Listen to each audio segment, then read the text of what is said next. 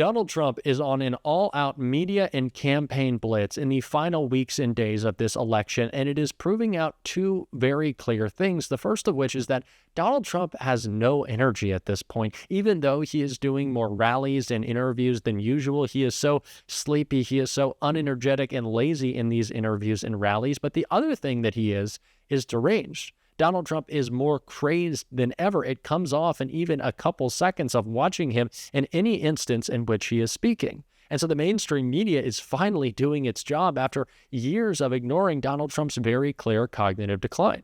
And they are asking Republicans, finally, and Donald Trump stooges, about this clear cognitive decline, especially because the Kamala Harris campaign did its basic duty and released her medical records, something Donald Trump doesn't want to do. So in an interview with Kristen Welker this morning, Speaker Johnson was asked these same questions, and he absolutely crumbled because he has no answer to Donald Trump's cognitive decline. And I cannot wait to check out this full interview with y'all. But before we do, if I could quickly ask you to leave a like on this video and to subscribe to our channel if you haven't already and want to join the community that we're building here. Now, first, let's get into Kristen Welker fact-checking Mike Johnson on his FEMA lies. Move on, though. We're 3 weeks from Election Day. Former President Trump continues to make false claims. Let me read you a couple of them. Venezuelan gang members have overrun an apartment complex, he says, in Aurora, Colorado. Haitian migrants in Springfield, Ohio are eating cats and dogs. FEMA funds have been redirected to house migrants. Mr. Speaker, all of those claims have been debunked. If former President Trump is so confident in his policies, yes, they haven't. But if former President Trump is so confident in his policies, why not make the argument along policy lines? Why say things that have been debunked by local officials? President Trump is making all sorts of arguments constantly. He works 24 hours a day. I saw that Kamala Harris issued her medical records. Congratulations. Donald Trump's health is on display for the entire country every hour of every day. He has more stamina and mental acumen and strength than any political figure probably in the history of the country that I can remember.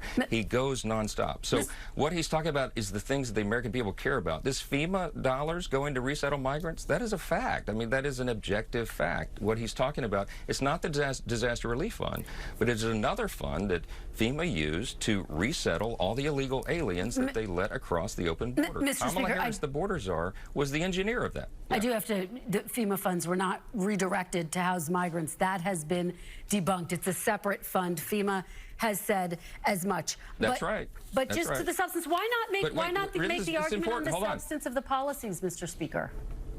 I'm trying to do that. Let me do that. The Federal Emergency Management Agency, FEMA, as its name implies, should be working on federal emergency management, not resettling illegal aliens that are violating federal law. They're sending them. The assertion that Donald Trump has more mental acuity and more stamina than any presidential candidate or person, is that the claim Mike Johnson made in history, is absolutely absurd, especially for anyone who will sit down and watch him be deranged and be low energy and an absolute disaster for even a minute. And so this suggestion from Mike Johnson is utterly absurd, and it's why Kristen Welker pushed back against what he had to say and asked about Donald Trump failing to disclose his medical records in this clip right here. That did happen under Donald Trump's watch, but let me just ask you about medical records since you raised them. No, Kristen, should Donald Trump release all of his medical records? New account.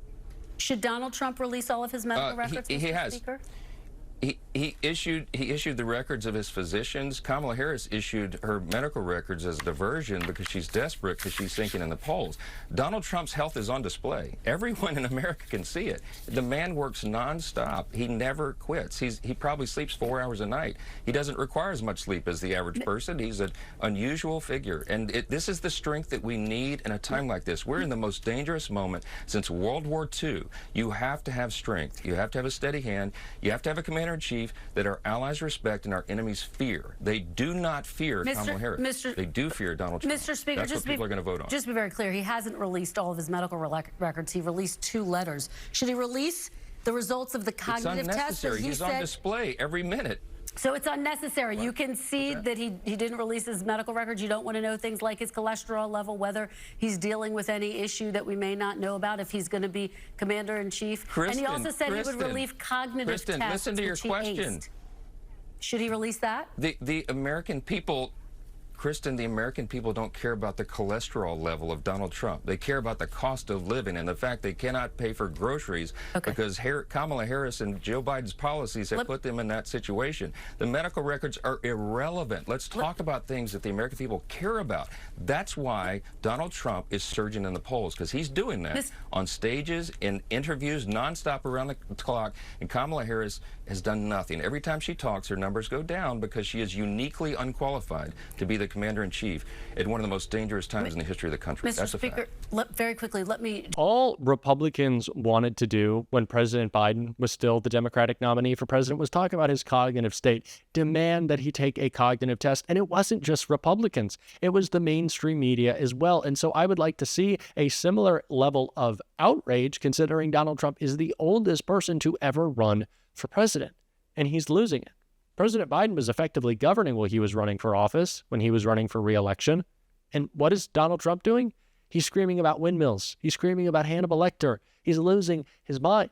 And so, no, we need to see a cognitive test from Donald Trump. We need to see his medical records, and we need to see the truth finally come out. And speaking of truth, when Mike Johnson was asked about the truth of the outcome of the last election, he kind of crumbled, and I want to take a look. So here now, can you say, if Donald Trump does not win, do you commit to certifying the election results? Kristen, I'm a constitutional law attorney. I've dedicated my life, devoted my life, and demonstrated every day that I will uphold the Constitution. We are going to do our job in Congress. A free and fair and legal election will be certified, and that is our hope and prayer across the board. Of course I'm going to follow the Constitution. I'm going to follow the law. That's my job. It's my duty. I took an oath to do that, and I will fulfill my oath. Regardless of who wins, you'll certify the results.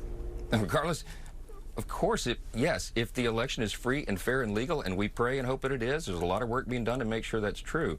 I think this one's going to be so large, there'll be no question. I think Donald J. Trump is your next president, and that can't happen soon enough. When people hear you say, if it is free and fair, does that not undermine people's confidence in the election results, Mr. Speaker? No, it shouldn't. No, it shouldn't, because what I'm saying there is what the Constitution provides, what the Supreme Court has affirmed time after time, what history has affirmed. Listen, Democrats have objected to slates of electors in every single election this century when a Republican president has won. Every single time. And yet they all the largest conceded. voices out there.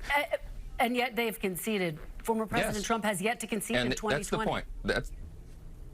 No, the point is the process works. We have the peaceful transfer of power. We did in 2020. We will in 2024. Everybody can sigh and take a deep breath. Our system is going to work. We have the greatest system in the history of the world because we live in the greatest country in the world. But that last part is in jeopardy right now. This is a decisive election, and everybody knows it. And that's why we're going to have given the chance to run this country again, and we're going to turn it around. And I can't wait. All right, Speaker Mike Johnson. They always have to have that caveat, don't they? If the election is free and fair. Well, the last one was, and you attacked it. So what's going to be any different this time? Nothing. The only thing that'll be different is that we have to be better prepared to call out their lies and push back against their attacks on our democracy. And when Liz Cheney heard about what Mike Johnson had to say, she had such a perfect response. I want to take a look. This way, President Biden has said that he doesn't know if there will be a peaceful transfer of power in 2025. You just heard how the House Speaker answered my questions about whether he would certify the election results. Do you have faith that this election will be free and fair and that there will be a peaceful transfer of power? I do not have faith that Mike Johnson will fulfill his constitutional obligations. And if you just look at what he did in 2020, he knew, and he knew with specificity, that the claims of fraud that Donald Trump was making and that he was repeating, he knew those to be false.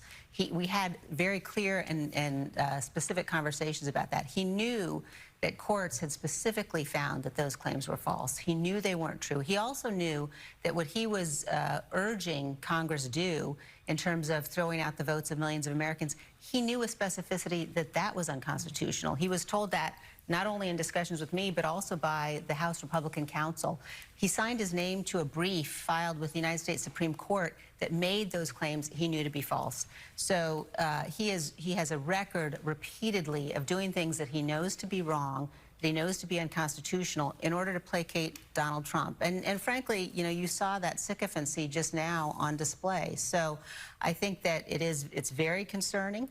I do think that Donald Trump has consistently said again and again and again, you know, in the last few months, that this election, you know, is going to be rigged, and that if he loses, that's why. So I think it's very important that that the Republicans not be in the majority in the House come January 2025. And when it comes to It is so great to continue to see Liz Cheney out on the campaign trail for Kamala Harris, and especially talking about this issue that matters most, an issue that she is willing to put over her former Republican identity, the issue of democracy.